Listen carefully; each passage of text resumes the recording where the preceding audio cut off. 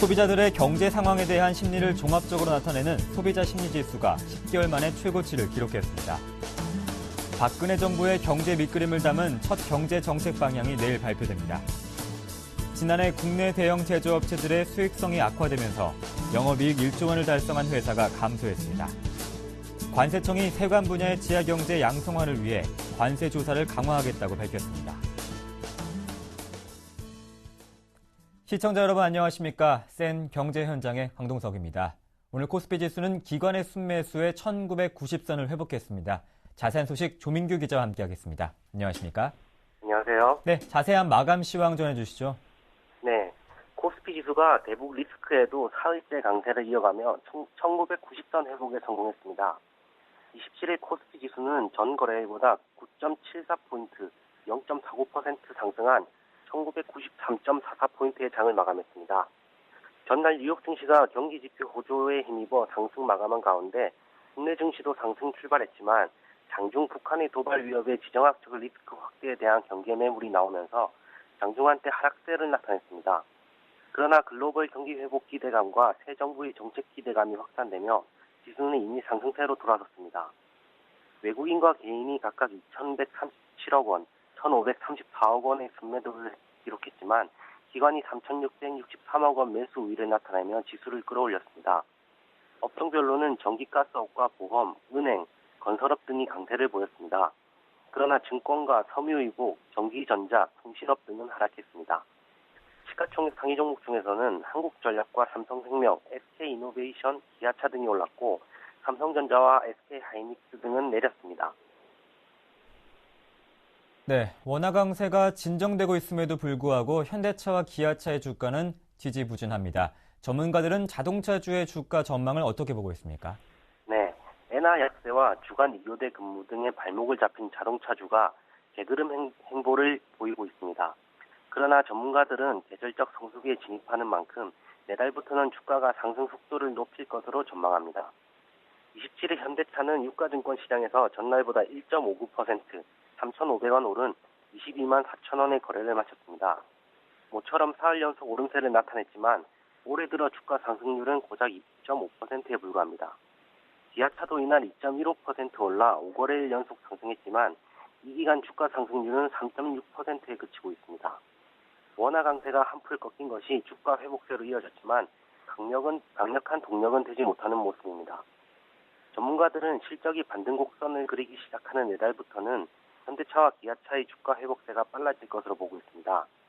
조수홍 우리투자증권 연구원은 주간 2교대 시행에 따른 국내 공장의 생산 감소와 지난해 말 원화 강세로 1분기 실적은 시장 전망치를 하회할 것으로 예상한다며 그러나 2분기부터는 자동차 판매가 계절적 성수기에 진입하고 최근 환율 상승에 따른 이익 개선 효과도 나타날 것으로 보여 본격적인 실적 개선세에 돌입할 것이라고 전망했습니다.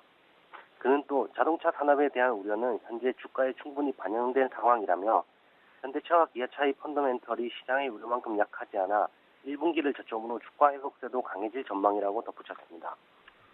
현대차와 기아차의 4월 주가 수익률이 항상 연중 최고치를 기록했다는 점도 주가 상승 기대감에 힘을 싣습니다. 정문수 유진투자증권 연구원은 현대차와 기아차는 연중 판매 비수기인 1분기 이후 연말까지 분기를 거듭할수록 증가하는 판매 패턴을 나타내고 있다며 지난해 3분기 중국 성공장과 브라질 신규 공장 가동 효과가 2분기 수요 증가와 함께 본격적으로 나타날 것이라고 내다봤습니다. 그는 이어 현대차의 최근 5년간 4월 평균 주가 상승률은 17.2%, 기아차의 경우 16.3%를 기록하고 있다며 이는 코스피 지수 상승률을 10%포인트 이상 앞서는 수치로 실적 개선세가 주가 상승으로 연결된다는 것이라고 덧붙였습니다. 네, 증시 관련 소식 조민규 기자였습니다. 고맙습니다.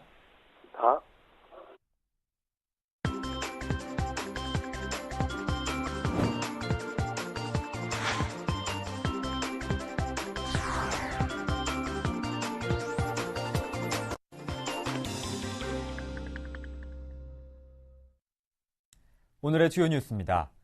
소비자들의 경제 상황에 대한 심리를 종합적으로 나타내는 소비자 심리지수가 10개월 만에 최고치를 기록했습니다.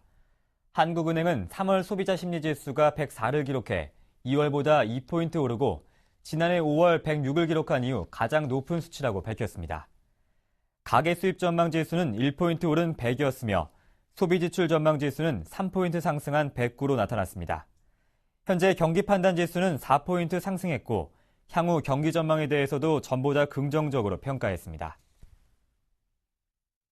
박근혜 정부의 경제 밑그림을 담은 첫 경제 정책 방향이 내일 발표됩니다. 정부는 28일 오후 경제장관들이 참석한 가운데 올해 경제 정책 방향을 내놓을 계획입니다. 정부는 올해 경제 성장률 전망을 기존 3%에서 하향 조정하는 한편 경기 활성화를 위해 추경 예산을 편성하는 방안을 검토 중입니다. 부동산 시장 활성화 대책으로는 양도소득세 중과제도 폐지와 분양가 상한제 탄력 적용 등 기존 방침을 재확인하고 세부 대책은 다음 달 초에 발표할 것으로 전해졌습니다. 지난해 국내 대형 제조업체들의 수익성이 악화되면서 영업이익 1조 원을 달성한 회사가 감소했습니다. 금융정보업체 FN가이드에 따르면 지난해 유가증권 시장의 12월 결산법인 중 연간 매출이 10조 원을 넘어선 기업은 모두 38개사로 2011년보다 5곳이 늘었습니다. 반면 영업이익 1조 클럽은 18개사로 전년도보다 3곳이 줄었습니다. 매출은 증가했지만 영업이익이 줄어든 이유는 글로벌 경쟁이 치열해지면서 대형 제조업체들이 많이 팔았지만 이익이 예전만큼 남지 않기 때문으로 풀이됩니다. 관세청이 세관 분야의 지하경제 양성화를 위해 불법 외국환 거래와 재산 해외 도피 등을 겨냥한 관세 조사를 강화하겠습니다. 이로 인해 연간 1조 5천억 원 이상의 세수를 더 확보하겠다고 밝혔습니다. 관세청은 지하경제 양성화 추진단을 출범시켜 지하경제 양성화를 통해 국가재정 수요를 적극 뒷받침하기로 했습니다. 세관 업무와 관련된 지하경제는 밀수와 탈세, 불법 외환거래 등이며 관세청은 그 규모가 연간 47조 원에 달하는 것으로 추정하고 있습니다. 관세청은 본사와 지사 간의 특수거래 관계 등을 악용한 조세 회피 행위와 재산 해외 도피, 자금 세탁 등 불법 외환 거래와 귀금속 등 밀수 행위 등을 직접 단속할 계획입니다. 오늘 새벽 대간첩 대비 태세인 진돗개 하나가 발령되었으나 북한군의 침투 흔적이 발견되지 않아 7시간 만에 해제됐습니다. 군에 따르면 새벽 2시 30분경 강원도 화천군 최전방 GOP에서 경계 근무 중이던 초병이 이상 물체를 발견해 수류탄을 투척했고 해당 부대에서 진돗개 하나를 발령했습니다. 날이 밝은 이후 수색대를 투입해 확인했으나 북한군 침투 흔적이 없어 오전 9시 20분 진돗개 하나를 해제했습니다. 군 당국은 경계 병력이 야생동물을 북한군으로 오인해 수류탄을 투척하고 사격 조치를 한 것으로 판단하고 있습니다. 네, 지난 2008년경 태양광 산업이 신재생에너지로 대체되면서 부각을 받았지만 유럽발 금융위기로 최근 부진했습니다. 하지만 바닥을 쳤다는 긍정적인 이야기가 나오고 있습니다. 자세한 소식 서울경제신문 김웅록 기자와 함께하겠습니다. 안녕하십니까? 네, 안녕하십니까? 네, 태양광 업계가 회복이 되고 있다고 하는데 그 징후를 어디서 발견할 수 있습니까? 네, 태양광 업계에서 폴리실리콘 가격이 반등하고 업계 가동률이 오르는 등 업황 회복 징후가 곳곳에서 포착되고 있습니다. 태양전지의 원료인 폴리실리콘 가격은 12주 연속으로 상승해 3월 셋째 주 현재 킬로그램당 19달러 수준입니다. 폴리실리콘 가격이 상승 국면에 접어든 것은 지난 2008년 중반 이후 5년 만입니다. 폴리실리콘 가격이 오른다는 것은 재고 덤핑이 끝났다는 의미로 볼 수 있는데요. 지난해 같은 경우 태양광 시장 업황이 좋지 않았기 때문에 업체들이 폴리실리콘을 새로 만들거나 사지 않고 재고를 쌓아두고 있었습니다. 이 재고를 처리하기 위해서 염가로 넘기던 물량이 모두 소진되면서 가격이 회복되고 있는 것입니다. 가격뿐 아니라 업체들의 가동률도 오르고 있는데요. 폴리실리콘 업체 OCI의 공장 가동률은 3월 들어 100% 수준입니다. 태양전지 업체도 마찬가지입니다. 하나케미칼의 자회사 하나솔라원은 지난해 4분기까지만 해도 가동률이 50% 수준이었지만 3월 현재 80%를 넘겼습니다. LG전자 역시 구미 태양전지 공장 가동률이 조금씩 오르고 있는 추세입니다. 네, 그렇다면 태양광 시장이 전반적으로 회복되고 있다는 이야기입니까? 일단 업계는 지난달을 기점으로 태양광 시장이 최악의 상황을 벗어났다고 보고 있습니다. 업체들은 보수적으로 보더라도 올해 실적이 지난해보다는 나아질 것으로 전망하고 있습니다. 그동안 태양광 시장은 수요가 계속 늘어났지만 공급이 비정상적으로 늘면서 왜곡됐던 것인데요. 업계에서 기대를 거는 점은 이 같은 공급 과잉 해소가 계속 진행 중이라는 점입니다. 아울러 수요처가 과거 유럽 일변도에서 중국과 일본, 미국 제3세계 등으로 다변화되고 있습니다. 한화솔라원의 최근 가동률이 오른 것도 지난해 말 일본과 남아프리카 공화국 같은 새로운 수요 국가에서 물량을 수주했기 때문입니다. 증권업계에서는 이에 따라 태양광 업체들이 올해 흑자를 기록하지 못하더라도 대부분의 업체들이 적자 규모를 대폭 줄일 것으로 보고 있습니다. 특히 업체가 과잉 설립되어 있는 중국에서 정부 주도로 구조조정이 본격화되면 하반기 흑자 전환이 가능할 수도 있다고 전망하고 있습니다. 네, 최근 중국에서 세계 최대 1위 태양전지 업체인 썬텍이 파산했습니다. 아직까지 힘겨워 보이는데 어떻습니까? 네, 그렇습니다. 현재 신중론도 만만치 않은 상황입니다. 공급 과잉이 여전한 게 가장 큰 문제입니다. 일각에서는 올해 중국에서 50개 이상의 업체가 정리될 것으로 보는 시각도 있습니다. 게다가 이달 말이나 다음 달 초 중국이 미국과 EU 한국산 폴리실리콘 덤핑 여부 판정을 내릴 예정인데요. 이 역시 폴리실리콘 업체에게는 변수입니다. 따라서 수요가 폭발적으로 늘지 않는 한 상위 업체들도 흑자를 내기에는 하반기는 너무 이르다는 지적도 한편으로 있습니다. 지금 바닥을 치고 오른다고 해도 회복하는 속도가 관건인 것으로 보입니다. 네, 산업부 김웅록 기자였습니다. 고맙습니다. 고맙습니다. 유난히 추웠던 이번 겨울 난방비 걱정에 춥게 지내신 분들 많으셨을 텐데요. 난방비 절약은 물론 에너지 소비량도 줄여주는 친환경 보일러 시스템이 최근 각광을 받고 있습니다. 자세한 내용 현장 리포트에서 준비했습니다. 난방비를 줄이기 위해 안방, 거실만 남기고 각방의 보일러를 꺼보지만 실제로 난방비 절감 효과는 크지 않습니다. 30평형대 아파트 보일러 시스템에 대해서 시뮬레이션을 해봤습니다. 방 4개와 거실 부엌을 모두 가동할 경우 온수량은 분당 8.3리터가 공급됐습니다. 난방비를 절약하기 위해 안방을 제외한 나머지 3개의 보일러를 잠갔습니다. 공급 온수량은 4.1로 절반밖에 줄어들지 않았습니다. 보일러를 잠그지 않은 방으로 온수가 집중되고 수압이 올라가기 때문에 난방비 절감 효과가 생각보다 크지 않은 것입니다. 그러나 경동 나비엔이 개발한 각방 자동 열량 시스템을 적용할 경우 방 3개의 난방을 끄면 필요한 온수량은 2.4로 뚝 떨어졌습니다. 에너지 절감 효과가 2배입니다. 난방비를 절감하기 위해서 한 방만 난방하시는 경우가 있습니다. 그러나 그렇게 하시더라도 유량 쏠림 현상으로 인해서 실제 난방비는 절감이 되지 않거든요.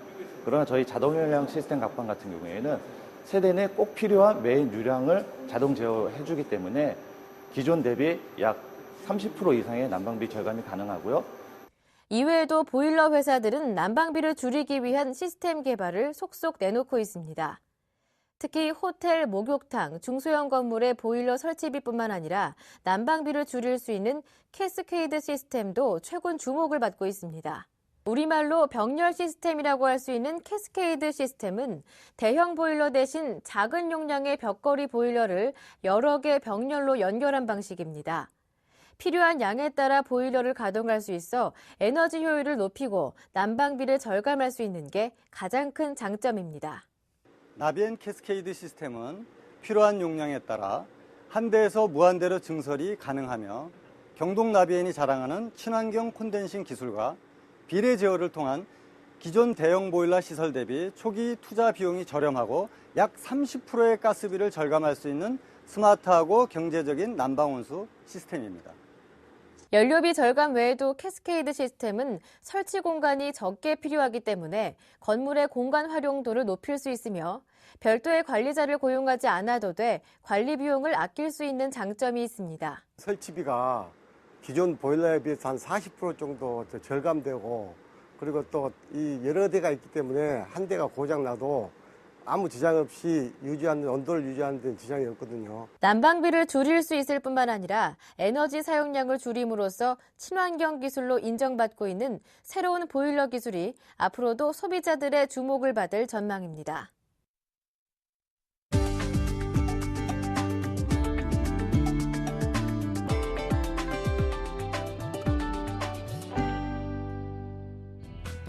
창립 이래 14년간 무노조 회사였던 홈플러스에 처음으로 노조가 설립됩니다.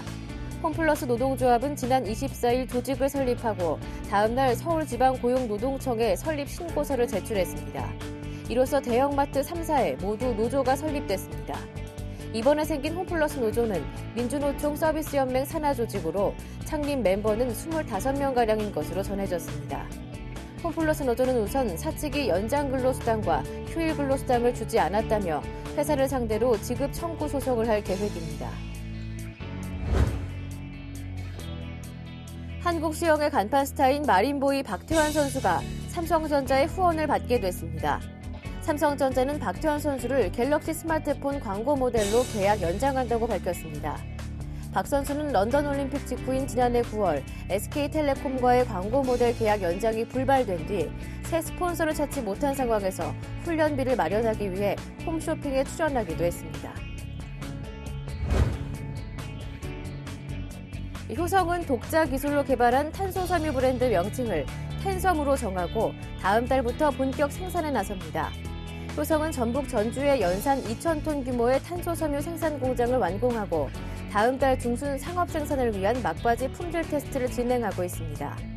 효성은 2020년까지 총 1조 2천억 원을 투자해 생산 능력을 17,000톤까지 확대할 계획입니다. 탄소섬유는 강철보다 10배 이상 강하지만 무게는 4분의 1에 불과해 항공기, 자동차 등 다양한 분야에 활용되고 있습니다. 시장 규모는 현재 20억 달러에서 2020년에는 50억 달러까지 커질 것으로 전망됩니다. 도레이, 미쓰비시 레이온 등 일본 기업이 세계 시장의 60% 이상을 점유한 상황에서 효성이 독자 기술로 상업화에 성공함에 따라 수입 대체 효과와 함께 글로벌 시장에서의 치열한 경쟁이 예상됩니다. 꽃샘추위와 경기 불황에도 에어컨 사전 예약 판매가 크게 늘고 있습니다. 지난 1일에서 25일 사이 롯데마트의 에어컨 매출은 지난해 같은 기간보다 5.1배 늘었으며 롯데 하이마트 역시 에어컨 판매가 4.1배 증가했으며 이마트에서도 같은 기간 에어컨 매출 신장률이 무려 9배가 넘어섰습니다. 이 같은 에어컨 깜짝 특수는 지난해 늦더위로 인해 8월 중순 에어컨 품절 사태가 발생하자 고객들이 올해에는 조기 구매하고 있기 때문으로 풀이됩니다.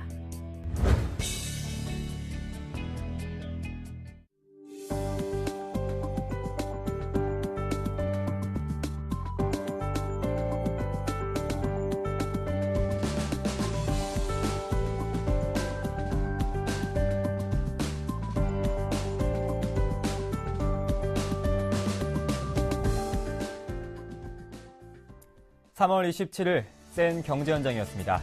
고맙습니다.